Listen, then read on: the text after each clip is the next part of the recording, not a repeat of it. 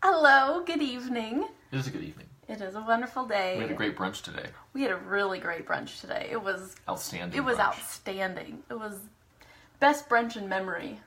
Yeah, Yeah, I can agree really with good. that. I love a Saturday brunch on a rainy day. It was just perfect. So it's Excellent drip coffee too is even really good. It's good. So it's Self-Healing Saturday, and See who's with us? Bob Ross is with us, and my fox. Can't tell what it is. It just kind of looks like maybe some kind of a mountain, or maybe like I don't know. But then it's like oh, there's Bob. He sees you. Bob's here. So don't say anything that you wouldn't say In front if of Bob was Ross. watching.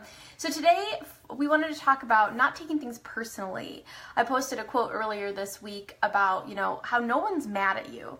Don't take things so personally, like how people's stuff, the stuff that they seem to be flinging at you, it's about what's going on in their own life. And how when you keep that in mind when interacting with other people, how it's very helpful to keep your equanimity, because that, especially when it comes to conflicts and self-devaluation and all the different things that we can cause within ourselves that can cause, if you say something to me and if I interpret that in a certain way, that can set off a cascade of events in my own body. One that most people are unaware of, and then turns into maybe some type of health condition, some inflammatory condition. Most people are completely unaware of that connection, but that ability to buffer the things that people say and the things coming from them and not taking it to kind of the core of who you are. Because when you are very sensitive to the opinions, the glances, the moods, demeanors of other people, you're kind of at their will, and you want to be at your own will. You want to be a strong individual who isn't rocked by the behaviors of people around you. And so we're going to talk about some ways of thinking, some thoughts, some beliefs that you can install in the operating system of your mind that will help you to not be so affected, so, just rocked by the behaviors and actions and words of other people. And I think most people would agree that it would be useful, or that it would be good, or perhaps even important to not take things too personally. But functionally, like exactly how do you do that? There's a lot of people who are all about like, well, let's just all be nice to each other. Let's just be loving. All we need is love, and then everything will be fine. And it's like, I agree that everyone, it's nice when people treat each other nicely. It's nice when we're all in touch with our resources, and we all, the everything in me recognizes everything in you, namaste, and all that. But it's like, sometimes on Monday morning, you're not in a position necessarily to really fully feel or embody that. People that you come into contact with may not be in a position to really fully feel the totality of how wonderful everything is, even when nothing is. And in those situations, I really want to be able to respond to the reality of who I'm running into in a way that improves the quality, the character of what it's like to be me. And it's nice to have an empowered experience of bumping into someone who's acting like a jerk, or bumping into someone who's obviously distressed, or bumping into someone who is not capable really of treating you the way you deserve to be treated, or that perhaps you would like to be treated. But the really nice thing about that for me is like, when I come into contact with a person like that, I want to be able to create whatever experience of them that I want. I don't want to consciously create my life experience. I said my affirmations, I did my exercises, I'm feeling really good. Oh, but now so-and-so is upset about something, and so it completely knocks me off, out of my positive spin, out of my upward spiral into a downward spiral. I really want to be able to commune with reality, commune with what is, respond resourcefully to what, because I've got this infatuation with reality, with what's true, with just the whole of everything. And one of the things that really kind of changed my whole life was, it's like, okay, Steve, reality is temperamental. What is temperamental. Sometimes it's the way you want it to be. Sometimes it's not the way you want it to be. Sometimes it's not the way you want it to be, but your experience of it being that way is actually just fine. Other times, reality's not the way you want it to be, and sometimes it's just subtly different than you want it to be, and your experience of it is catastrophically negative. And so it seems like there's something going on with me. It seems like a lot of my experience of what's going on has to do with how I'm responding or reacting, consciously and unconsciously, explicitly, implicitly, all the different things, to what's going on in a given moment in time. And so it was like, okay, since it seems as if we live in a universe, and perhaps you can relate to this too, I don't know, maybe you live in a different universe than I do, but I live in a universe in which things sometimes don't go exactly the way that I want them to. And I have the ability to experience that as a huge deal, a huge problem, kind of a big problem, something to kind of just bitch and complain about, or no big deal whatsoever, just kind of whatever, kind of stoic, or a kind of like anti-fragile, here's an opportunity for me to respond resourcefully. Here's like literally, and that's what it is. It is an opportunity for me to consciously and intentionally decide, not because I should or because I ought to, or because I'm a personal growth teacher, or because somebody's watching, God is watching, or whoever, not because I ought to, because there's any pressure. But I have an opportunity, I have an option right now to respond to this situation. I've got an invitation to respond to or to react to something in a way that does not improve the quality of what it's like to be me. I have an invitation to resist. I have an invitation to create suffering for myself. I have an invitation to create disempowerment for myself by looking at something I don't want, fixating on that thing, saying, look at, it shouldn't be that way, feeling really bad, looking for a reason, or looking for an explanation for why I'm feeling that way, looking at the thing I don't want again, blaming that thing, blaming that person, blaming that situation, and getting caught up in a I'm going to get really good at justifying an experience that's shitty, that I don't want to be having. And anyone who comes at me and says, hey, cheer up, buddy, why don't you smile, or something like that, I have an arsenal of reasons and justification that I'm ready to unleash upon that person should they dare question my right to do what? To create an experience of what it's like to be me that I don't like. Not that I shouldn't create, but that I don't like. You know what I mean? And I think when you recognize everything kind of going somewhat wrong or quite wrong in your life as an opportunity to deliberately decline to create an experience that you don't like, simply because you don't like that experience. When you recognize that, nothing ever really goes wrong. Nothing goes wrong. You just have these opportunities to respond resourcefully. And the nice thing about it is that, like, if you're dedicated to going running or to working out and it's raining and you go do it anyway, it is so easy to do it when it's nice outside. You know what I'm saying? If you respond resourcefully when things aren't going well, it is so easy to respond resourcefully when they are, and you gain such tremendous momentum when they do. And you get so much more momentum than you would have had things not gone wrong and given you an opportunity to decline that invitation to respond in a way that doesn't serve you and consciously respond in a way that does. And just thinking of it in that way, it's like you're in this playground. And so I really, early on, I depersonalized it because it was just me in reality. It wasn't me and you. It wasn't me and my teachers. It wasn't me and my ex-girlfriend. It wasn't me and my friends. It wasn't me and the people who I liked but who didn't seem to like me. It was me in reality. And your attitude and, everything that's going on in my life, everything I come into contact with, there's a sense in which it's you and me, and it's you and me, but there's another very real sense in which it's just me in reality. It's just me and what's going on.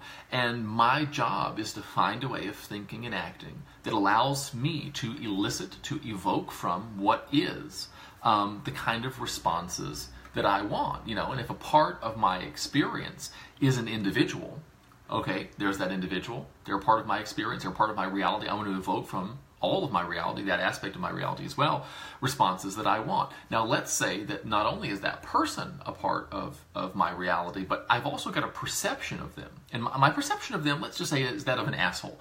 Now, could I perceive them differently? Absolutely. And we spend a lot of time doing a lot of work such that you don't really perceive people in that way. You get to a point where you just genuinely see them in a way that's kind of makes it easier to respond resourcefully to them. But let's say in this situation, that person's a part of my reality, and there's also another part of my reality. I have a perception of them, which is that they're just an asshole. There's no explanation for their behavior. They're just rude. They're inconsiderate. They always are this way. They're constantly, I do so well with everyone except for this person. And so I've got to respond resourcefully to that too. To what degree can I say, okay, given the fact that this person is here and that I am perceiving them in the way that I am, how can I extend my acceptance of reality to the reality that exists within me? I can accept them. I can also accept my perception of them. And once you kind of bring it all into the workshop, once you start responding to it all collectively, consciously, intentionally, then you can really go to work. It's kind of like that very often, this is a trait of like really good-hearted people, very kind of conscientious people, where they will be very accepting of the people in their life, but they don't think to extend that acceptance to their own perception and experience of those people. So if, they'll tolerate their husband or their wife or their boyfriend or the girlfriend or the boss's, less than ideal behavior, but they are very hard on themselves when they perceive that behavior in a way that's not so resourceful, or when they feel bad, kind of in response to a reaction to that person's behavior. But when you accept what's going on outside, but you don't accept your own internal responses to it, you're not playing with a full deck of cards there. You're not it's like IKEA furniture, like you need literally everything that's in the box. And if you don't have everything that's in the box, it's not going to come together right.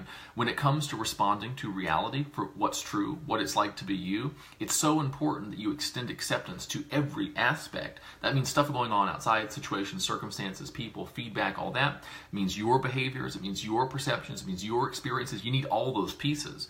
When you have all those pieces, when you accept the fact that all of it is as it is, you then have it all to work with. You then have it, it's all laid out in front of you, it's all organized. There's them, there's my perception, there's my experience, there's my patterns of behavior, there's my focusing, you have all that stuff, and then you've got access to it, so you can start playing with it to see what will create the kind of changes that you want. Yeah, and thinking about that, that whole concept too of if I'm going to take something personally, it's like I've got criteria in my mind for how much I can handle.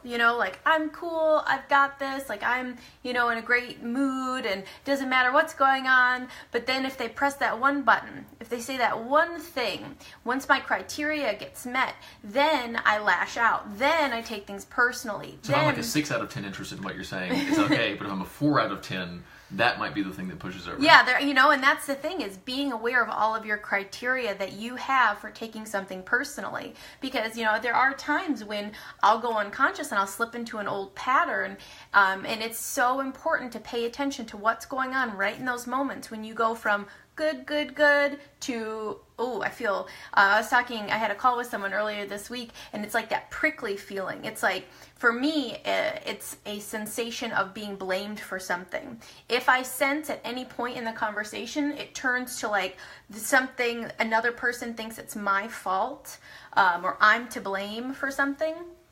And I know where this pattern comes from, and it's modeled off of my mother, because she just cannot be blamed for anything. If it seems at all like a blaming situation, it's like, okay, it is go time. And I experience it physically in my body, truly like a porcupine, like my quills, it's a prickly feeling. It's like I feel in this moment that I need to defend myself from something you're saying, because and so it's my own thing. It's my own stuff that's responding to that. And it's literally got so little to do with the actual conversation that's taking place. It's got everything to do with my patterns. It's got everything to do with my filtering strategy and how I am interpreting the things being said to me. And if it sounds a certain way, and if it checks those boxes, then I slip into unresourceful communication mode. I lash out, and then I go blame, you for things, because I'm experiencing something that I don't want to experience, and it's like a defense mode. And to pay attention, I've watched myself, and I've not successfully stopped the process, but watching it is such a powerful thing, because that's how you get around to stopping it. Other people, they may not be so...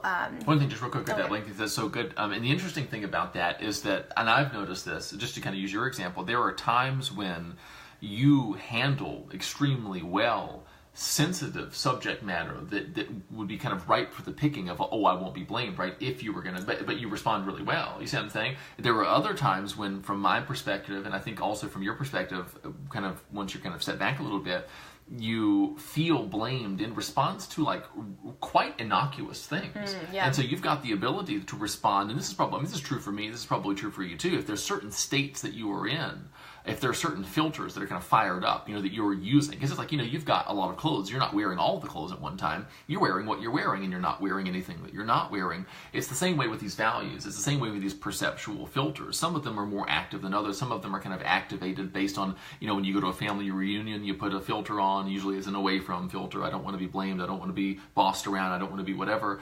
And so for you, it's like, for the other person. So in my case, I don't necessarily, it's hard for me to anticipate what's going to be okay to say, because there's sometimes I'll be very gingerly approaching something, and you'll be like, what are you talking about? Just spit it out. What are you talking? And then you handle it very well. There are other kind of times when I don't think the subject matter is prickly at all, but if you happen to have that blame filter going, or if I happen to have, say, the fault finder filter going, and you do something it's totally not a big deal, I will perceive and therefore experience that thing as a tremendous issue. And I think it's like, to me, I think about it like reality, our conversations, our relationship. It's kind of like a big pile of dough. It's fairly formless. I mean, it has this potentiality. You can shape a big pile of dough into anything that you want. But if you've got a cookie cutter that's in the shape of "I won't be blamed," it doesn't matter what the shape of the stuff is. It doesn't matter how much of it or how little of it there is. If you're stamping it with the "I won't be blamed" or with the "away," I have a value called not being blamed. I'm moving away from what I do not want. You can take out from, you can literally delete, distort, generalize, you can excise from this vast blob of doughy potentiality that is reality, conversations, situations, whatever, a perfect little, gingerbread man that shows you, oh, this person's blaming me. Oh, they're saying that I should not have done something. And then that other person's baffled because they say, well, you've got your cookie cutter out there, and it is true that I said what you said, but you took it totally out of that context, And I think that's one of those things that's so useful for me, is that if I'm seeing you in some way that I don't want to be seeing you, it helps so much to recognize that a lot of what I am seeing and how I am seeing it, and therefore experiencing, has to do with the lenses that I've got on behind my eyes. You know what I'm saying? And I think that's a really useful thing to keep in mind. Yeah, and this is so powerful too. We're creating a really amazing program for you guys. You're gonna absolutely love it. It's like the best thing ever, and it's to really deconstruct these patterns, deconstruct these ongoing conflicts that we have, because once something happens to you at one point in your life and you feel unjustly blamed for something, that in a sense is a conflict, like a decision is made at that moment, a belief is implanted in your mind at that moment, and you go forth in your life never wanting that thing to happen again. And so if it smells like it, if it seems like it at all, if you get any of the signs, you're already ready to respond to it. And the conflict is the cookie cutter. And that's like the, like self-devaluation. So for this one, this is like an anger. This is like a prickly, I get mad. I don't necessarily feel bad about myself in those moments. I'm mad, like I'm projecting anger. And so that's a different type of conflict. That could She feels bad about me. That could be an ulcer. That could be, for a person, depending on how intense it is. Or let's say you're a person who, when these kind of thing happen, like immediately you just assume the person's mad at you. You assume you're bad. You assume you're not good enough. You're unworthy. And like immediately that's what you go to. And so you relapse back into a self-devaluation conflict. You take something so personally just because you are so pre-primed, because you had an experience early in your life that was, that was traumatic for you. You made decisions about yourself, the world, and other people in that moment. It got locked into your psyche, into your personality, into how you operate with other people. And so that's why it's so easy for you to relapse back into a conflict. And so depending on what your conflict is, this is the case for every single type of conflict that recurs in our lives, is because we made a decision at a moment, at a critical moment. We weren't aware that we made it. We just kind of said, that's how the world is, that's how people are, this is how I have to be in order to survive and protect and keep myself safe in this dangerous, scary world. And so you being aware of that and watching it and watching yourself make those meanings in those critical moments and make that shift into, oh, I'm a terrible person. Oh, the fact that this person glanced at me that way, and some people are so ready to do it. The other person literally doesn't even, it could be a person walking down the street that just happens to have a scowl on their face, and you're smiling because you need their approval, because if you don't get approval from everyone, automatically you feel devalued. And so that's where just recognizing how much everything has to do with you, how you perceive another person. Well, I think it's one of those things. So the way that I do this, the way to not take things personally for me me is to depersonalize the stuff. So, for example, if someone, let's say I'm really cheerful and I don't know, we meet people at the coffee shop sometimes. You become like kind of like semi-friends with them. I guess it's acquaintances is the term. And so it's very warm and back and forth. And sometimes you do a stop and chat, and sometimes they come over to your table and all this stuff. And then maybe one day you kind of acknowledge them and either don't acknowledge you at all, or they're very kind of dismissive, or they seem like they really, it's like you felt safe to approach that person with your guard down, but then, you did not get you kind of were rebuffed or snubbed or whatever. In that situation, it helps me a lot because I say, okay, have I ever done that to somebody? You know what I mean? Have I ever kind of, pushed somebody off after we've maybe had many pleasant interactions? And the answer is yes. There have been times that I'm just not having it, and you see them coming, you're just like, oh Jesus, I'm going to be expected to be pleasant to them, and I've had 3 hours of sleep, nothing's going right for me, and so I know that I have done what they did to me, and I know that it had nothing to do with the person whatsoever. I was in my own world, I was in my own experience, right? I was not connected to my resources, and so if I can think of a time in my personal history where I've been on the other side of the exchange, it allows me to then say, I know firsthand that I don't know that this relates to me specifically, and that's one of those things for me that's hugely useful.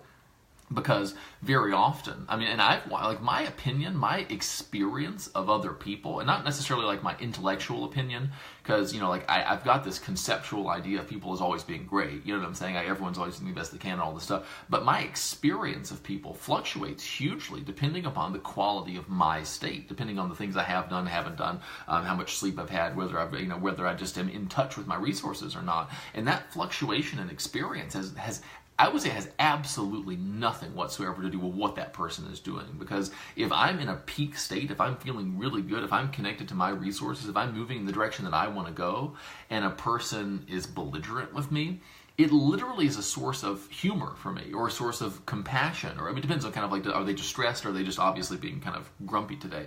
If they're distressed, it's like, oh God, so-and-so didn't seem to be doing too well. Or if they're like humorously belligerent, it's kind of like, geez, what's their problem? But if I'm off my game, my experience of them is completely different, right? That's where that personal taking really comes from. Mm-hmm. And I think another thing that helps me a lot is this idea that what if they actually don't like me? What if they actually do think I'm annoying? I have a very stupid sense of humor. Like, it's very sophomoric. It's very, so much of the things that I think are funny, I say them not because I think they're funny, but because I think it's funny that a person would say that thing. So I say things ironically, like dad jokes and stuff like that. And I guess... Oh, you guys. The thing is, to me, it's a situational humor scenario. So I'm not just seeing the other person and telling them a joke. I'm seeing myself, I'm seeing them, I'm seeing your face and groan, and I'm seeing that kind of totality, and I think that whole thing is hilarious. Sometimes I forget, though, that other people aren't necessarily seeing the scene as if it were a sitcom. They're just seeing me acting like a complete idiot, and they think that I actually think what I'm saying is funny, not the fact that some person would say this thing. This is enlightening for me, just so you guys know. It's enlightening for you? You didn't know this? You thought I thought this stuff was funny? Yeah. Oh, yeah, what? Okay. Oh, this is huge. This is a breakthrough for us, guys. Anyway. I'm glad you're here to witness this. Yeah. Anyhow, I forgot what... I'm 100% responsible for my experience of other people, and the cool thing about that is that other people are 100% responsible for their experience of me. So if somebody thinks that I'm just like a clown and they don't enjoy that perception, that's a their thing problem. You know what I'm saying? That's a them thing, and I cannot involve myself in their less than resourceful experience of me. Now, I'm not throwing pies in their face. I'm not, beating them up. I mean, that would be an extreme example, right? But if I'm just kind of bouncing through my day, enjoying what it's like to be me, and that involves behaving in a way that doesn't quite do it for them, you know what I'm saying? They don't enjoy me enjoying myself.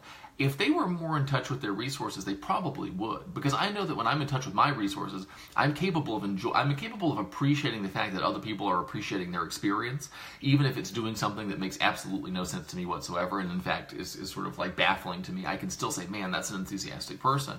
So when I remember, it helps me a lot always to relate it back to myself. That's that thing. Remember, because like if someone kind of is rude to me, I say, well, have I ever been rude to a person? Yes. And it's not like I deserve it. It's karma. It's what was my state? What was it that kind of led to my being rude or dismissive or less than cheerful or congenial? Well, I was feeling really bad and I was really tunnel visioned in and I could not handle any input from the outside. Okay, that's probably what's going on with them. So that's probably has nothing to do with me whatsoever. I am just a part of their reality. They're not handling reality right now. They, in turn, are just a part of my reality. How well am I handling reality right now? Well, if I'm asking myself these questions, probably I'm handling reality pretty well. And so they're 100% responsible for their experience of you. So if their experience of you, which is really just a subset of their experience of reality, is one that leads them to feel bad or to feel unpleasant in a way that causes them to treat you unpleasantly, well, they're 100% responsible for the fact that they're not perceiving and experiencing you in a more resourceful or enjoyable way than they are.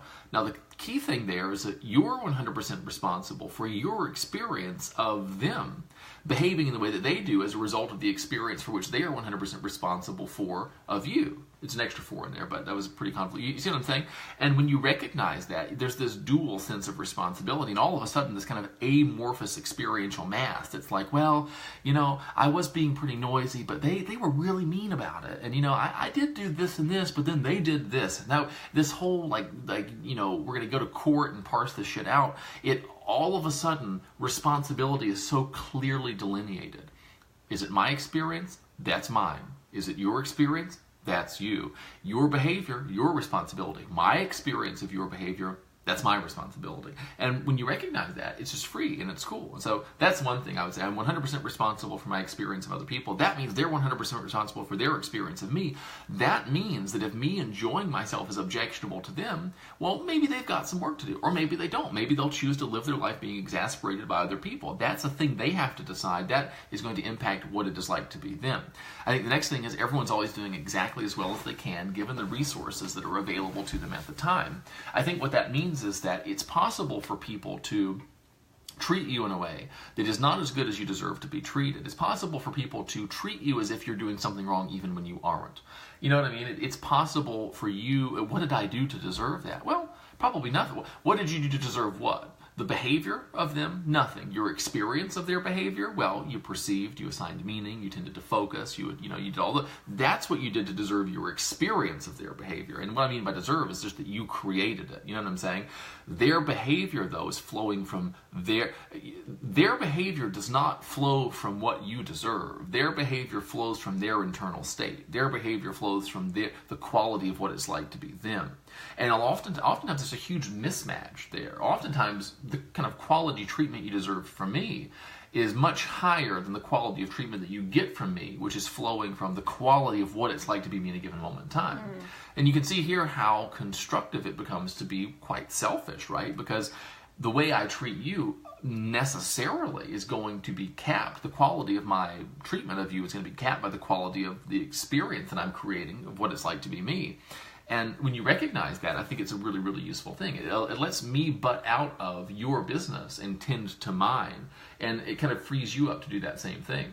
And if I'm trying to control someone else's perception of me having fun, I am basically seeking to curtail that person's power. I'm trying to exert dictatorial powers over their experience. I'm aggressively leaving my domain and I'm invading your domain. Now, something interesting happens there. What you do to or for another person, you do to or for yourself. Which means if I try to curtail your power by controlling your experience of me doing my thing, I'm trying to diminish your power. What do? I diminish my own power because I direct my focus and I direct my attention over to managing your perception and your experience. Now, if my attention is over on your perception and your experience, where is it not? It's not on my perception and it's not on my experience. What happens when you don't tend to those things, when you don't consciously choose the things, the choices that are giving rise to the quality of your perception and your experience? The quality of your perception, the quality of your experience tends to degrade. And so there's this really interesting kind of dynamic that comes up there. Yeah, Joshua had an example of that in his life recently. Okay. I was going to say that something that, for me, it's like that, giving people the benefit of the doubt was something I never did, ever. I couldn't do it. I felt so justified in calling out other people's behavior towards me and not ever giving them the benefit of the doubt. And because I felt that if they're unjustly blaming me for something, or if they're doing something to me, there's just no reason for it. And by giving the benefit of the doubt, you do it for your own sake. Mm-hmm. You do it for your own feeling of okayness, because even if, like feeling justifiably angry, feeling like you're very justified, that for me is another huge warning sign that I'm on the wrong path. Is if I feel so justified, like this thing that was said or done, I could talk to 100 people and they would agree with me. Thank goodness. That's been like lingering for so long. Excuse me. Like when I feel so justified and digging in my heels and saying, no, you are wrong, I know it, let me tell you exactly why, that for me is a huge red flag that I'm on the wrong path, that I'm about to, because I go into a different ego state, like a different person in my mind takes over the show, the conversation, when I feel so righteous and justified in my anger, in my no, you're wrong, yes, I'm right. And so like that ability to buffer that and to watch those feelings, watch that feeling of I am so justified in being angry about this, and giving them the benefit of the doubt, because what it does is it keeps me at a level of peace. And so it's never about they know I have to do this because they deserve it, because they need to know that they're wrong. They can't go around treating people like that. They can't go around doing things like that. That feeling, I used to think that was a good feeling. Like that is a righteous, justified kind of, warrior thing to do. I've got to, right the wrongs of the world. But when you think about how that actually feels, you know what I mean? I think it's interesting. Maybe you felt that it was good to feel. Yeah, I did. That doesn't mean it was a good feeling. Mm-hmm. I think there's probably a distinction there. Yeah, that's true. Yeah, and so I felt that it was, I don't feel good, but I feel like I'm doing the right thing. And so that righteous, justified anger, outrage, fueled that interaction instead of giving the benefit of the doubt. Mm-hmm. And so for me, that, when it comes to just my equanimity, my peace of mind, my ability even to affect change in them or a change in the situation, because attacking the other person or like just going, like having a battle isn't necessarily the best way to get what you want anyways. If I stay in a good state and I maintain my resources, I stay plugged in to what's true and right for me, I'm going to find a better solution to whatever that problem is, even if they're doing something terrible and they're hurting lots of people. If I am outraged and I'm attacking their actions, their behavior, what they're doing, I'm not solution oriented. You know what I mean? You can find so many more creative solutions when you stay plugged into all of your resources, and in those moments choosing that path is not easy when you're used to choosing the other path, but you will find that it is more resourceful, and you get more of what you want in the end. And that's what it's all about. It's like the whole would you rather be right or be happy for years and years and years, and even still there's part of my brain that wants to be right, that can't handle being wrong, that just like does not compute that I'm wrong in those moments. But the me that's here right now talking to you, she knows 100%. It's better to choose happy. It's better to choose solution. It's better to, to stay plugged in instead of flying off the handle and taking things personally and attacking you and attacking what you're doing. And, for me, it's about choosing what's resourceful over what's right. Yeah. And it's an interesting thing too. Anger, indignation, offense, all of these different things are, even justification.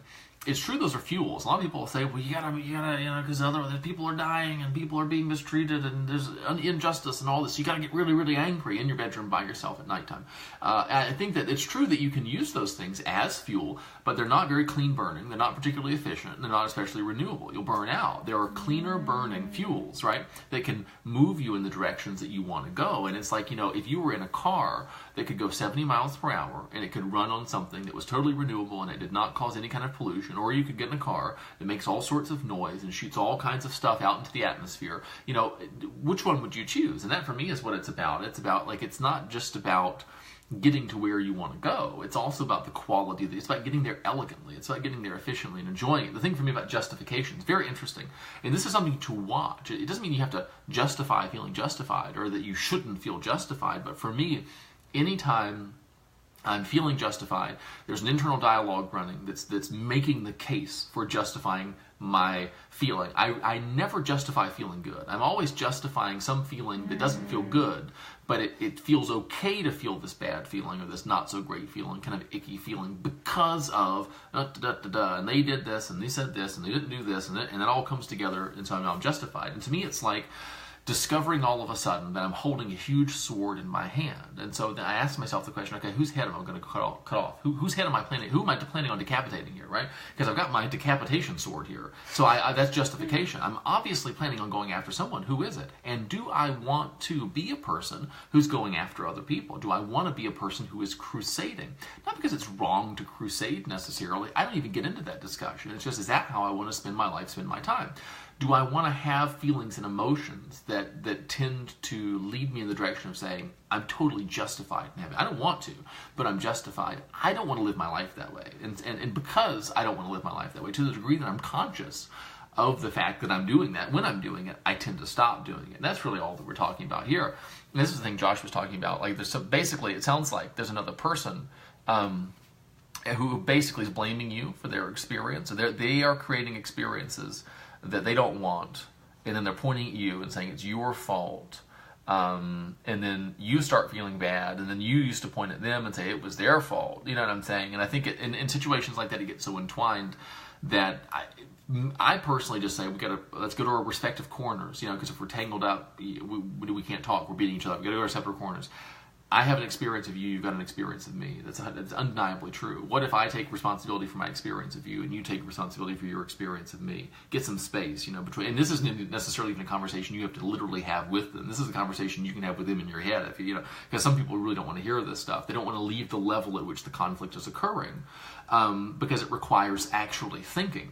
When you're just going to go into the ring and you're just going to have it out, you know, the sort of like love and war kind of take place at the same unconscious, just kind of like you go through the motions, you don't have to think too much, right? I mean, it's, basically you're just hurling your bodies at each other, you're just doing different stuff. But up here at the level where we actually have to think about things, we actually have to think about how we're creating these experiences. A lot of people are really loath to go to the trouble of walking up the stairway to get to that upper level. And so you just kind of do that with yourself. And I think just recognizing, like, for me, it was very powerful to say, God, it's like there's two types of responsibility. There's a concept of responsibility, and then there's the experience of responsibility. And the concept of responsibility is kind of what it sounds like they're trying to get you to buy into, which is that, like, you're responsible for me feeling bad the way that I feel. It's your fault. That feels like a ton of bricks. When you set that one down and you pick up responsibility for your experience of telling them that bullshit, that's light as air. And in fact, you pick it up and you feel lighter than you did before. It's almost like an anti-weight, you know.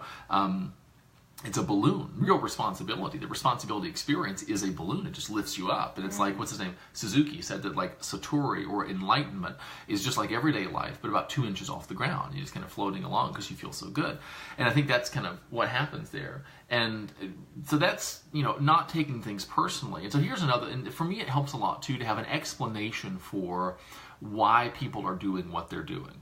You know, and most generally, and this is not expected to be like an instantaneous solution for all of your experiential problems, but basically I don't have to know anything about that person. Well, you know, they were abused when they were younger. Well, they're dealing with substance abuse. Well, they're under a lot of stress right now. Well, you know, one of their kids isn't doing too well. Well, they're worried they might be going through divorce, blah, blah, blah. I don't have to know any of that stuff.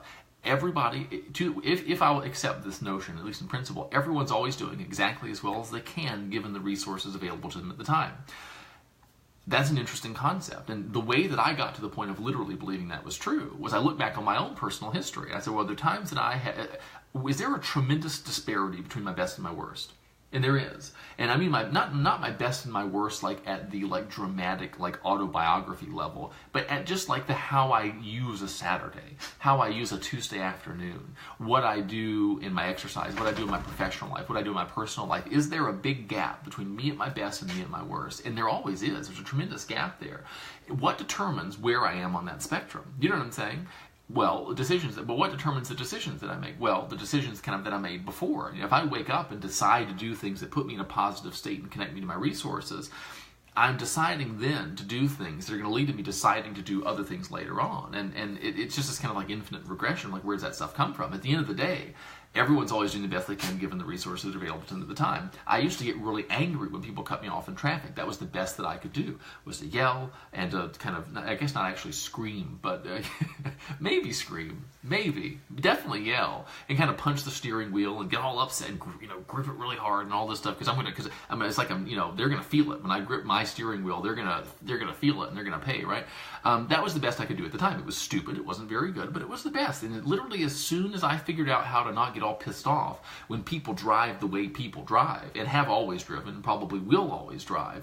Even when that's funny that people take that personally. They take traffic infractions personally, as though that person in that car literally is doing something to me. Well, it's disregard, I think, for a lot of cases. Yeah. And that's that kind of like seething anger. It's like people living lives of quiet desperation. It's not really the person who cut you off. It's that is a prototypical manifestation of men, women, whatever group, or people what kind in of car general. They're driving, Well, but that's the thing too, is that even when we have automated cars, you know that there's going to be more than one brand of software out there, and you know that one brand of software is going to lead to like merging a little bit sooner than another one, and then we can complain about that.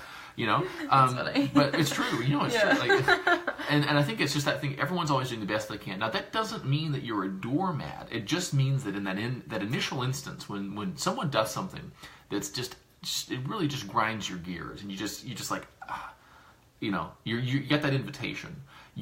For me, it's a thing that allows me to buy time, so that I don't have to. Like when you get an invitation, it's like you got to RSVP or send your regrets right away, and there's like pressure.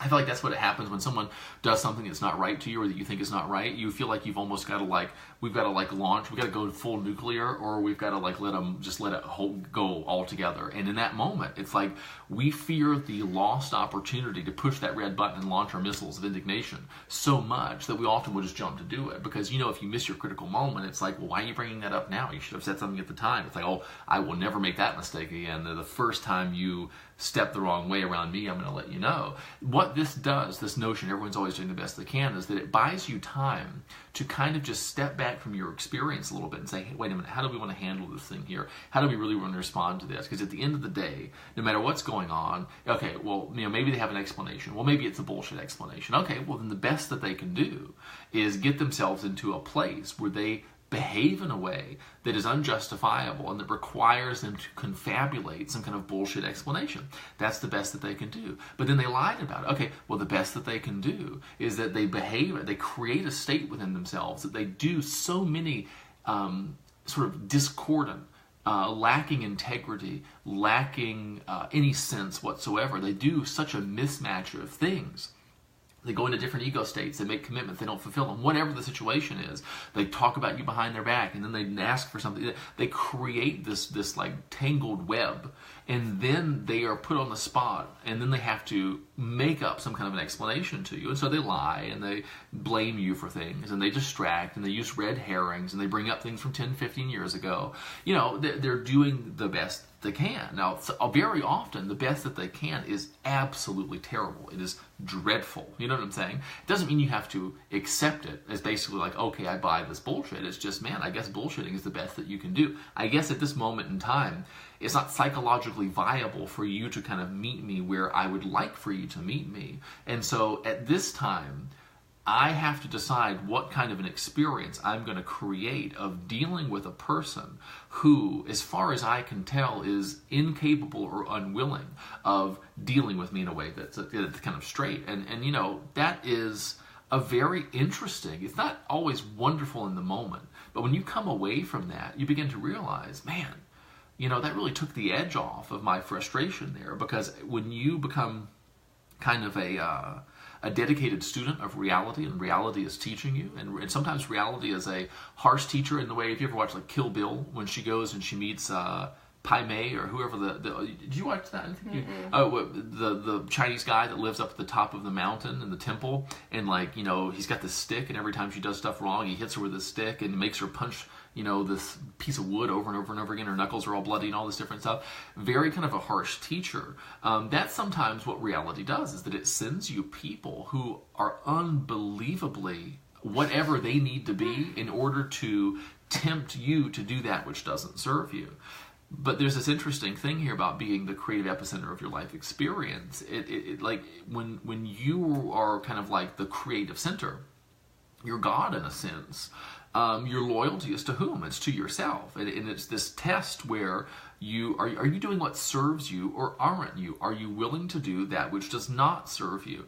And so the thing for me is like I like the idea of getting to the point where no matter what happens, I am not willing to do that which doesn't serve me. Well, how do I get to that point, and how do I know when I'm there? Well, I need to have a certain number of experiences that invite me to do what doesn't serve me. I need a certain number of personal experiential reference points for being tempted or invited to do things that don't serve me. And I don't want them to all happen when I'm strong and well fed and well rested. I need some of them to happen when I'm weak and underfed and sleepy. You know what I mean? Because until you've gone there, until you've done what serves you there, you're not sure if you're capable of doing what serves you there. But once you've done it, you know you've done it before. And I've literally had that experience before of in a conversation even with us. Okay, here's the place where I normally raise my voice unproductively. Here's the place where I start being really uncharitable. And it's like I feel the feeling that lets me know it's time to do that. But then there's this sense, and this is awareness in action. And it just says, Ma, we've been here before. And I'm not talking to you, I'm talking to me. We've been here before. You've used this feeling of it's time to do what doesn't serve you as an excuse or as a reason or as a reminder, as an alarm or to do what doesn't serve you. And guess what happened when you did what didn't serve you? You did what didn't serve you, and you created what you did not want. How about doing something different now instead? And it's so easy in that moment. It's like you are a spectator to your own personal evolution in that moment, and there's nothing really you have to do. I mean, that's the neat thing, is that it's yourself kind of evolving and expanding, and you're just kind of witnessing that whole thing. And then you realize, oh, that's how change happens. You know what I'm saying? That's how change happens. That's how you stop taking things personally. Ultimately, I mean, we talked about a number of different like specific things, but at the end of the day, you watch closely as you take things personally and observe exactly how you do it. Don't speculate about why you do it. Who cares? Watch how you do it right here and right now. How do you manage to take things personally? Whether they're, I mean, literally, and I see a lot of people, you know, someone cuts you off in traffic, anonymous stuff, they take that personally. I used to take that personally. Now, someone could literally, I mean, and this, believe it or not, this happens. Someone could say to me, you're a terrible person. The advice that you give is horrible. You should never, ever give any advice to anybody ever again. I think you're an asshole. I think you're a bad human being, and you should basically not be teaching the stuff that you're teaching. And this doesn't happen often, but I've had this happen to me before, and like that's the most personal thing ever. It's an indictment of my character, it's an indictment of my skill, it's an indictment of my intentions. You're just trying to get money from people, you're just trying to do this, that, and the other thing, you're not qualified for doing this, and also you're stupid and you're ugly and I hate you. Like literally, people on the internet are crazy, and that's the most personal thing ever. I didn't take it personally. Strangest thing. It surprised me as much as maybe it surprises you to hear that. Like, you get to the point where you don't take things personally, even when people mean to personally hurt you. Because, you know, if somebody's trying to hurt me personally, if they're just being vicious to me, well, I guess being really vicious is the best that they can do in this moment in time, given the resources that are available to them. And although it's true that they are being very vicious, and although it's true that they're responsible for the fact that they're behaving the way that they are, I'm 100% responsible for my experience of that person not being better able to treat me better than they are. You know what I mean? And when you recognize that, it's just like, well, shit, actually, I forgot to create a negative experience of them treating me really poorly. And because I didn't create an experience of them treating me really poorly, I'm not having an experience of them treating me poorly. I'm having an experience of them being way out of touch with their resources, being way out of line, making a complete fool of themselves, very often in a public forum. Gosh, I guess this is the best that they can do. Given that that's the case, I think I'm going to remove myself from the situation and go have some dinner. And that's what happens. You know what I mean? Yeah, I mean, you think of like all of the internet trolls. It's really kind of sad. They don't have anything better to do than to attack someone personally on the internet and to tell someone how ugly they are, to tell someone how stupid they are, and that is truly like, it's kind of a, I feel bad for you. Like, I'm really sorry that you don't have anything better to do. You don't have access I don't really feel bad for them, though, to any better thing to do with your time than to attack other people that you really don't know. I mean, it's, you know what I mean? Because you can take it there, and how, whether it's trolls on the internet, that I think is kind of easier to depersonalize depending on who you are. I think a lot of people can take it very personally, stuff that's said about them by people they have no idea who they are, versus people that you actually know personally. I'd say that that's easier, that's a harder one to kind of depersonalize. If it's very doable though. It's the same pattern. It's just it's the same. It's like, if you go back to like a martial art or something like that, it doesn't matter. It's the same form. It might be harder to execute it. You know what I'm saying? But it's the same approach, and that approach works 100%. It's just some invitations are like so tempting to open me, respond to me, like these fake things from the IRS. I was listening to a thing the other day about somebody who, like, it was a scam, and the IRS call you up and they're like, we're going to send federal agents to your house right now if you don't clear up the $6,000 of outstanding debt. Like, that's an invitation that's a little bit harder to say, excuse me, no, this is nonsense, right? Because it's got force behind it. If it's your husband or if it's your child or someone who's talking like this to you, then it is easier to do that which doesn't serve you. But the way that you go about not doing that which doesn't serve you, going about what does serve you, is the same as you would in an easy situation. It's kind of nice to go to like the training ground. It's like a biceps curl. You know what I'm saying? 5 pounds is easier than 50, but it's the same basic technique. Nothing really changes. It's just how skilled are you? How many repetitions do you have under your belt? And you'll surprise yourself. I mean, I think you surprise yourself, and I know I surprise myself when how easy it is once you're ready to do it. Yeah. Well, yeah, once you've practiced it enough. And so that's like all of the things that we teach, all of these different thought technologies, is you do have to, there is an adaptation phase where you've got to try the thought on, install it into your mental computer, and then you've got to reinforce and build those neural pathways, because that's really basically what it is you've got neural pathways that are like ski slopes that have been skied down again and again and again, and they're really ground in, and you're trying to like branch off and ski a different path.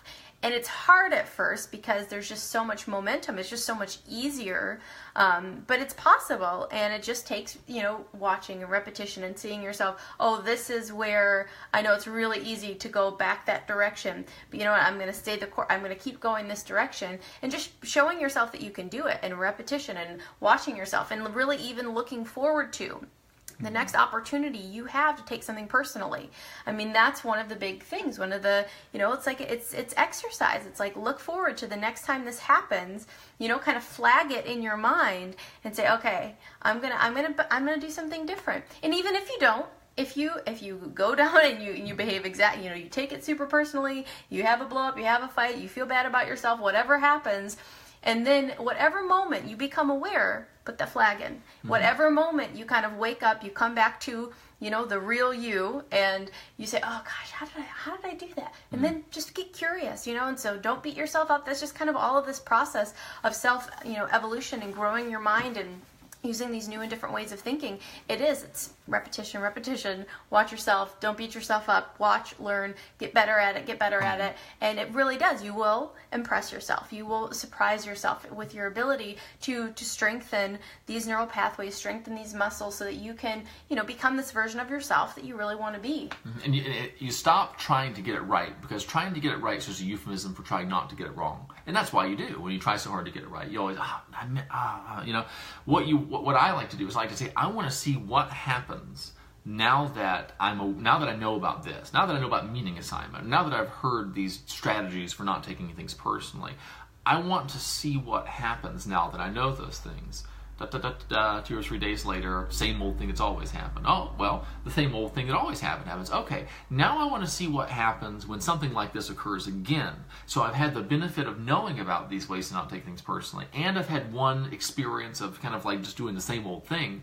I wonder what happens the next time I do that. And so there's this kind of inherent acceptance. And so you just want to see what happens. And I think that's that key thing, is because you're constantly waiting for something to change, and you're constantly saying, gosh, I wonder how many times it'll be before I automatically do something that's more resourceful. And so you're just kind of watching, you're kind of waiting for that. It's like one of these things, like a lot of people struggle with this, everyone's always doing the best they can, because they have They've created a world for themselves, and they've created an experience for themselves in which they're constantly under attack, they're constantly besieged. They interact with other people who feel that they're constantly being attacked and they're constantly besieged. And when you're around other people who are very kind of warlike in their experience, and they feel very aggressive, they feel like they're being attacked a lot, they tend to be very aggressive. And so you kind of get together with them, you feel attacked, so you're aggressive, they feel attacked, so they're aggressive, and so there's a lot of aggressivity around, and so you get really good at feeling that way. And then when I come along and say, everyone's always doing the best they can given the resources available to them at the time, you're like, what the fuck are you talking about?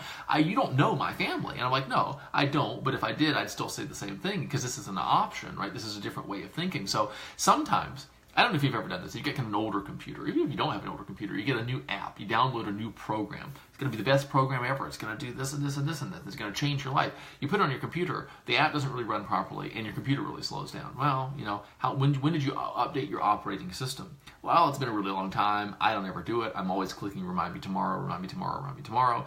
So you download the operating system. You get a new operating system upgrade. So so let's talk about the app. The app is this belief, right, of this concept that says everyone's always doing the best they can, given the resources that are available to them at the time. It's a really sweet app.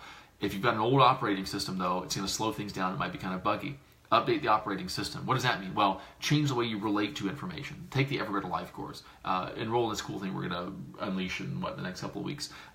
Do something, right, to upgrade the fundamental operating system of your mind so that you can handle all these cool applications, so that you can relate to information in a way that serves you, in a way that's resourceful, instead of saying, oh shit, does this mean I've got to forgive so-and-so and that other person and that person who hurt me? I can't do that, so I can't enjoy it. Versus opportunity. Oh, does this mean I can start creating new experiences moving forward, that I can kind of just sequester off my personal history and not even touch that for a while and just start using this moving forward? Everyone's doing the best that they can.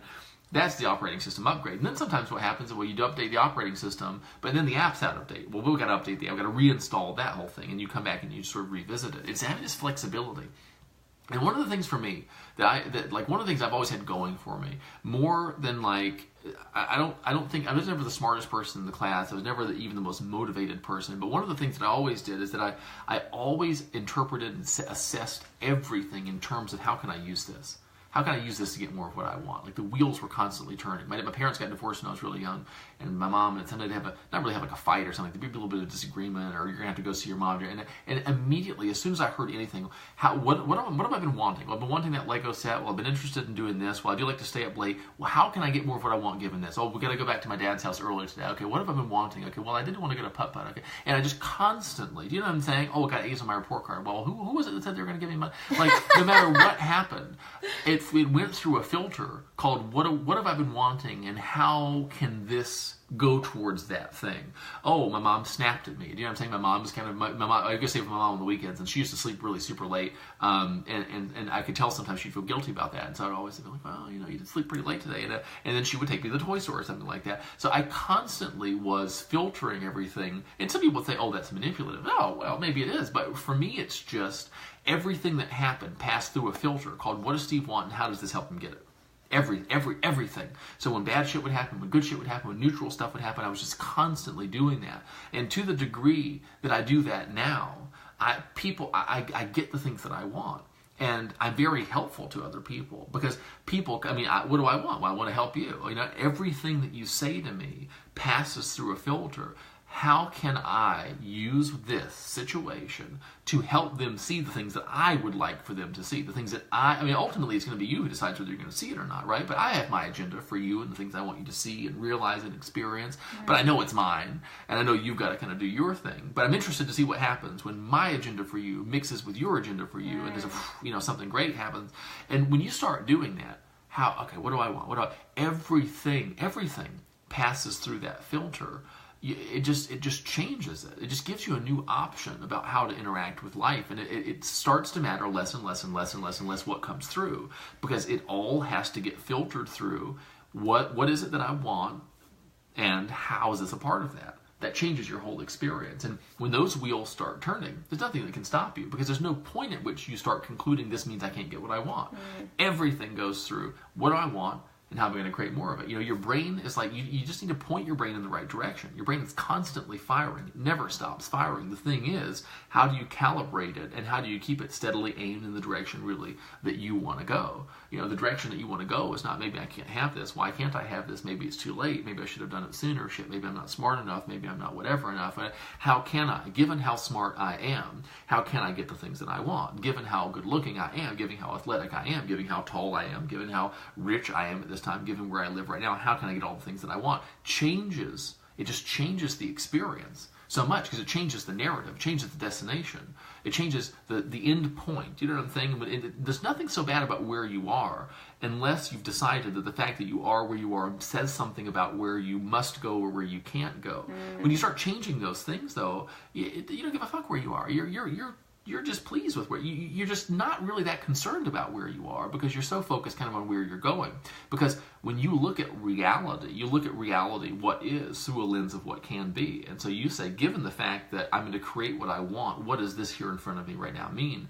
It changes your experience of that. And as your experience of reality changes, your responses to reality change. Your behavior in this present moment reality changes. And when your behavior changes, you start to elicit, you start to evoke from this reality all of the things that you want. And it's not manipulative, because you're doing it in a very general, high-level pattern kind of a way. There aren't really specific things that I want you to do. I have a general idea that I want people to enroll in my courses. I want people to enjoy my material. But if you specifically, there's not something specific that I absolutely have to have you to do in order for me to consider our interaction a success. And because of the fact that, like, big picture, I'm really super committed, small details, I'm really super flexible, whatever happens in the small details can be made to fit in the scheme of what my big picture is. And so you've got this wonderful kind of a mix of, you're super determined and driven, but you're also kind of like the willow, and you can just go back and forth, and you just kind of go with the flow. That's really good. I did want to mention one more thing before we close up, is just kind of the biological equivalent to, like you mentioned, the warlike people who are always ready for a battle. That's fight or flight. And that's really, how so many people, as a couple, as a family, they get into these cycles of whatever conflicts they got going on, whatever, like if they tend to get sick very frequently, is because it's a combative household where everybody at certain times feels like they need to defend themselves. And if you need to defend yourself, that's fight or flight. That's classic. I either need to attack you or run away from you. And so if I'm attacking or running away, that means my body's adapting. That means my tissues are changing. That means as soon as this is over, as soon as this kind of blows over and I get distracted or you get distracted or we forgive each other, or, next couple days, we're going to have symptoms. Someone's going to be sick in the house. And so if there's a household and there are people that are just always constantly at some level of a cold or, headache or, have these constant ongoing problems, like you've got to look at their interpersonal relationships, their relationship to themselves first and foremost, and then how, what are the interactions like? Because that's where sickness comes from. It comes from tissue adaptations happening during times of conflict and then the healing, restoring of tissue. And so, like, people realizing that, sickness makes so much sense. Okay, and then beyond that, you have to add in the fact, though, that psychologically, if the only time you get a little peace and quiet and a little tender loving care around the house is when you're under the weather, you know what I'm saying? Then it's like there's a whole additional thing that gets added in there too. Ulterior gain, and then you can subconsciously drum up, reasons to be out of commission. And I think that's the thing, is that people aren't aware of the pattern. We're so disconnected. We think that when we're sick, that's when the problem is. But when we're sick, that's when we've already resolved the problem. And so we develop these really weird patterns because we don't recognize this biological system that's going on. The science of GNM, we don't know that whole thing is happening. We really consider these things so distant and unrelated because we assign meanings to when we're sick. This reminds me so much of like when you were going. Did you ever want a sick day? Like you wanted and you hear about people, like I remember years ago, because I used to watch 2020 when I was little. I loved like Barbara Walters and Hugh Downs. It was that was my Friday night. Like when I was 8 years old, that's the best thing ever. Anyway, I remember there's this one people who were faking disability. They were collecting disability checks, but they weren't really injured. Or they were out doing heavy yard work and all this different stuff. And there was this big everyone was always so indignant about. But it's I personally know that I used to relish excuses for not showing up to my normal life. And like, oh, you just got to lay in bed all day, or even oh, I don't have to go to that class that morning. I don't have to face that minor fear of walking into a crowded classroom, or I don't have to go see so and so. And I remember there just being like an irrational relief that came with not having to get on the bus or not having any number of different things. And it's like, I think that pattern carries over for us in a lot of ways. Like, oh, I don't have to, and it's like, I guess the interesting thing is not so much that we have that savor, that relief. It's that, why are we living a life where we're excited when we get an excuse to kind of depart from it? Do you know what I mean? Don't you think that you should be creating a life, or that it would, I mean, given the fact that it's possible, wouldn't it be really nice? It's kind of tragic, isn't it? That a sick day is such a thrill. Yeah. Shouldn't it be that you know, that you are really eager to sort of be in it, or wherever you are? Not that you should feel the way about the life that you have right now, but if you don't feel that way, won't it be nice to construct that? You know, that's my objective. My objective is to create such a wonderful daily life. That's like, we don't really like special occasions that much. I mean, we do, but you know, our daily life is so wonderful that when we, you know, like a holiday or something, we depart from it. We're kind of like, oh, that was pretty nice, but God, you know, I kind of missed, you know, that time, the afternoon time or whatever. I don't know. That's just really interesting when you're talking about the sickness and stuff like that. It's like, stop settling for the odd sick day, or stop living for the weekend, or stop waiting for your vacation or whatever. You know, just really kind of get into it, you know, and don't take it personally. If you don't feel that way about your life right now, it's not a big deal. It says nothing about you. It just says something about the quality of the life that has been created up to this point, the quality of the experience that you're creating right now. That says nothing about what you're capable of doing. I think that's an important thing. And we're talking about not taking things personally. I can't believe it. Don't take it personally that you don't enjoy your life right here and right now more than you do. That's not a personal thing. It's an information processing thing. It's a computer upgrade thing. It really is. It's a matter of the direction that you're going. And if you've gotten somewhere you really don't want to be, it doesn't mean you're not capable of moving. It just means that you spend a lot of time moving in a direction that you didn't want to go. And when you turn, it doesn't mean there's something wrong with the vehicle. You know what I'm saying? Like, if you meant to drive to New York and you drove to Los Angeles, you got a great vehicle there. It's capable of driving all the way across the country. It doesn't mean it's defective. You know, you just turn it in the opposite direction and do the same thing you did before, but in a different direction, and you get really where you want to go. And I mean, I think, you know, if you're like 700 pounds overweight, or if you're divorced, or if you're bankrupt, or if you are, you know, not educated in the way that you want to be educated, or if you're, whatever is going on that you don't like, how not personally can you take that? Because to what extent can you not decide that means anything about you, that doesn't feel good, or that doesn't make you excited to go out and create something new? That's a challenge, and it requires some audacity, because once you've decided that something means something for so long, it feels very unsafe. It feels very almost fraudulent to start saying, maybe it doesn't mean that. Maybe in fact something else is true. But you gotta kind of have, what's the word? I mean, balls. That's kind of crass. But you gotta have some, you know, experiential audacity, stuff to you. Yeah, temerity to say, no, I'm going to do this because I want to see what happens when I do. But, you know, in those moments, I know those kind of quiet moments, often in bed at night or in the shower or when you're alone or whatever, when your mind's kind of wandering, where you're kind of playing with the idea of, it's like you get like a new shirt or something like that, but it's kind of like maybe a little loud, you know, or it's a little kind of it's outside of your comfort zone. It's kind of not the quality shirt you normally wear, but it's a bright color, and you know, you wear it around your house and you're really excited about it. When it comes time to wear it outside the house, maybe you feel a little insecure. I used to do this because I used to dress kind of unusually in school, and as you can tell, there's some weird stuff. Kid. But anyway, like, you know, you get a little nervous about it, you know what I mean? But eventually you got to premiere this stuff. You actually have to put these beliefs on. Like, you got to take them, you got to wear them out into the world. And, you know, there's some people people will remark on that. People will say, oh, Steve got a new shirt. I hated that when people would call attention to it. Somebody went shopping. I remember in 7th grade, somebody said to me, somebody went shopping. And I was just like, oh, God, you know, don't talk about it. You just be ready for that. Well, that's the thing is, people are afraid of feeling phony. They're like, well, that's not how I really feel. We get this identification of ourselves. It's really, truly, your life is an expression of the concept you hold of yourself. It's like, who deep down do you think that you really are? And so we're so afraid of being phony because it feels phony to try on being confident and believing that we can have all the things that we want and believing we can get to where we want to be from where we are. We call ourselves phony. We're afraid that other people will call us phony. And so we don't go there. We're like, I feel too fake. The real me is curled up in a ball in the corner, afraid of everything. And and so you really do, you kind of have to go somewhere you're not ready for. You've got to kind of be willing to feel a little phony, a little awkward. Like I used to feel that way all the time when I would run. The first time I started to run, it was when I lived at Ashboro, and I was like, I'm gonna go for a run, but I felt like an absolute idiot. I was like, my shoes are stupid, my outfit's stupid, do people run in this? I don't know what to do. I felt ridiculous. I felt like everybody in the whole complex was like, what is she doing?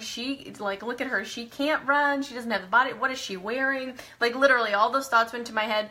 I ran like this much and I went back to my apartment and I was like, I can't run. And I never ran until we started took up running a couple years ago. But like I felt like a big stupid phony that couldn't run, that wouldn't do, and so until we like had a plan, we're like, well, we're just gonna do this thing, and we're just gonna go ahead and do it, and we're gonna figure it out. And I didn't do it well for a while, and I still felt a little stupid, but then I figured it out, and now I run, and now I go and nothing of it. I think nothing of it, and and if someone like. Another thing too is that people give you that knowing glance, especially people who know you. I'm thinking about like my grandmother in particular.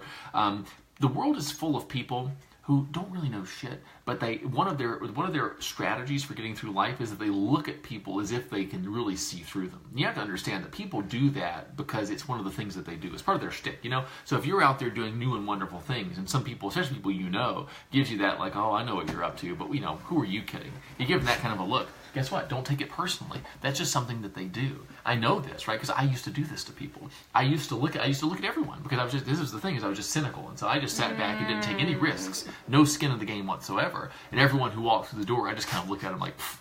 You know what I mean? And, the people who were paying attention, who were vulnerable to that, were affected by it. And the other people, they just didn't care. They just did what they wanted to do. And I think when you recognize that, so now when you're going throughout your life, if you do something new, and it's even thinking a new thought, feels almost like people can tell, or believing something new about yourself. Our dog has decided to join us here. He's saying we need to shut up. It's time for dinner.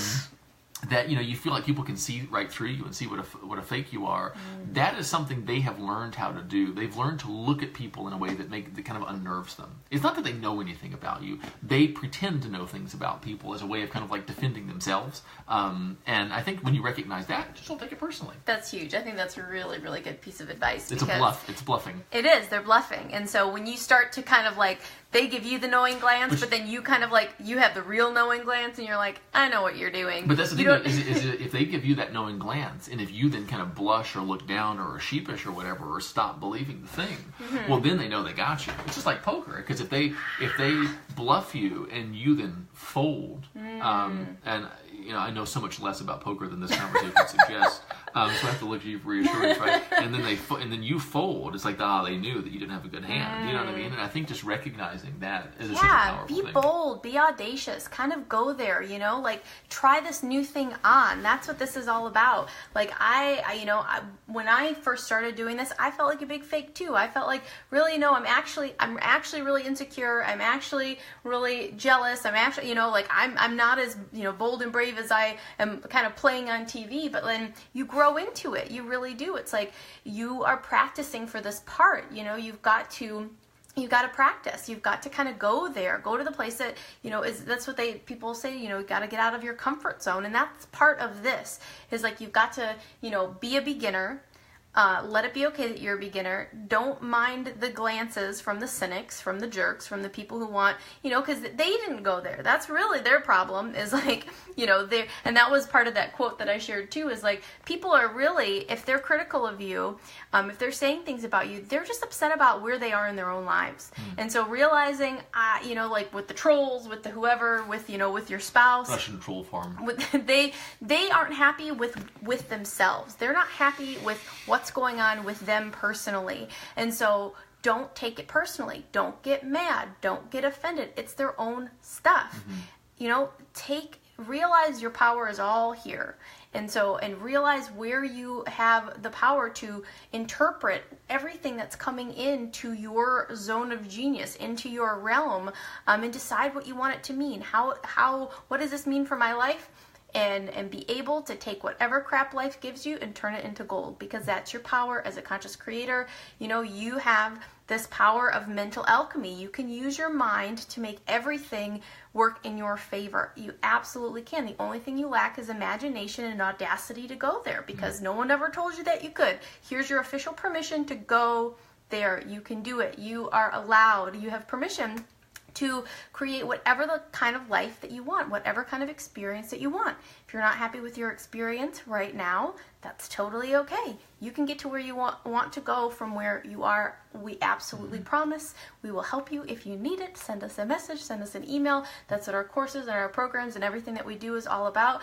No matter your health condition, your financial condition, your relationship, you can create the life you want. It's not too late for you. Everything is still possible, still available for you, no matter what's going on. So, and one addendum, because this has been a very powerful thing for me that I thought of as you were talking about that. For me, it's been very powerful to be willing to be the things that I was afraid that I might be. Be willing to be the things that I was afraid that I was, right? Weird or awkward or out of place in some way, or saying something that doesn't quite fit, or you know what I'm saying, whatever. But what if this happens? Oh, well, I'm okay with that. I'm okay with taking a chance that might be true. And it's just a liberating thing, because you stop taking yourself so seriously. You detoxify yourself from these very subtle vanities, that exist with it. It feels like insecurity, but it's actually almost a vanity. I'm not willing to appear silly in this kind of a situation, and it just kind of calcifies your soul in a way. But when you really just kind of like limber up and you're sort of saying, well, what am I afraid of being? I'm afraid of being outclassed. I'm afraid of not being good enough. I'm afraid of being deemed unworthy. I'm afraid of being judged. I'm afraid of being cast aside. I'm afraid of making a fool of myself. I'm willing for those things to happen. I could be okay with it. I can work with it if that happens. All of a sudden, all of the crap that life had on you doesn't matter anymore, because life's got like these tapes, and it's like, well, if you go out there and try to make something of yourself, we're gonna send the tape out, and then everyone's gonna know what a loser you are. But it's like, oh, I already told them about that. Didn't you see? I already released that tape, and then life's like, well, shit. Yeah. I guess that this is worthless now. So all of this leverage that your inner critic has over you and holds over your head every time you try to do something, we're gonna release the tape. You know what I'm saying? You go ahead and release the tape. Yeah. That's what I did. I confessed fairly early, that I was a bizarre person, and then people are like, they're expecting really bizarre, and so when you're only mildly bizarre, it's just kind of like, I don't know what they're talking about. Yeah. So have a great night, enjoy your evening, and we will see you again very soon.